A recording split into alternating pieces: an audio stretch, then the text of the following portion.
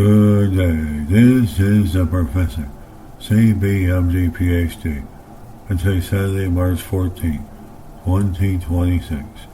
It is 12:34 and 18 seconds, p.m. Eastern Standard Time, and today's research, ancient DNA. So let's hop to it here. Scientists discover ancient DNA switches hidden in plants for 400 million years. Date March 14, 2026. Source: Cold Spring Harbor Laboratory. By comparing hundreds of plant genomes, researchers identified more than 2.3 million regulatory DNA sequences that act like genetic switches, controlling when and how genes are activated.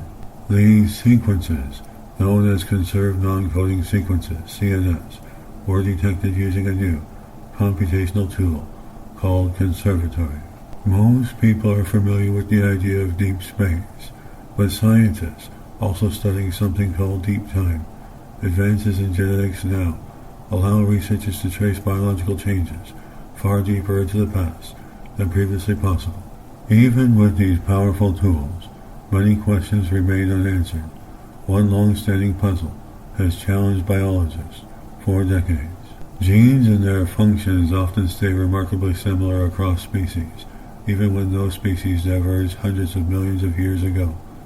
This pattern appears in both plants and animals. However, the same consistency does not seem to apply to the DNA that controls when genes turn on or off.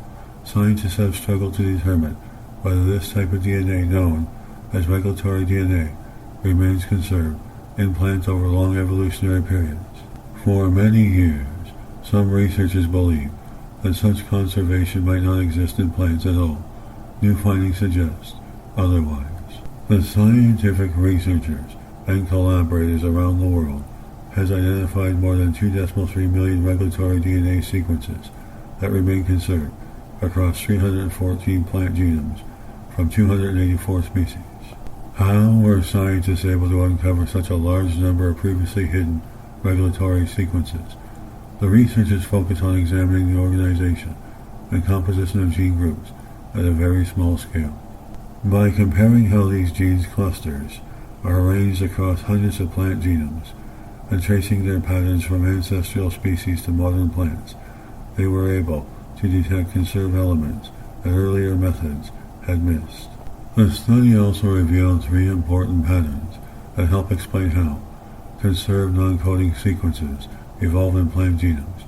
First, even though the physical spacing between these sequences can change, their order along the chromosome tends to stay consistent. Second, when plant genomes are rearranged during evolution, conserved non-coding sequences may become linked to different genes. Third, ancient conserved non-coding sequences often remain present after genes are duplicated, which is a major driver of plant genomes and gene family evolution. This was actually one reason conserved non-coding sequences could not be discovered using the same approaches used in animals. We didn't just find conserved non-coding sequences using this innovative approach. We found that the new regulatory sequences often come from old conserved non-coding sequences that were modified after gene duplication. This helps explain how novel regulatory elements emerge. The Conservatory project has created what researchers describe as a comprehensive atlas of regulatory conservation across plants, including dozens of crop species and their wild ancestors. The findings may prove especially valuable for crop breeders who are trying to address challenges such as drought and food shortages, yet the importance of the discovery extends well beyond agriculture. It is a new window into the evolution of life across eons, and a new opportunity to more efficiently engineer or fine-tune crop traits. And this video was created for educational purposes only. My code name is Will. I'm Professor Christopher Brunet, leader of research scientist, ufologist, psychic computer technician, computer programmer, philanthropist writer, mathematician artist, photographer film producer, chef animal and nature lover. My passion is world peace. Hope you enjoyed listening.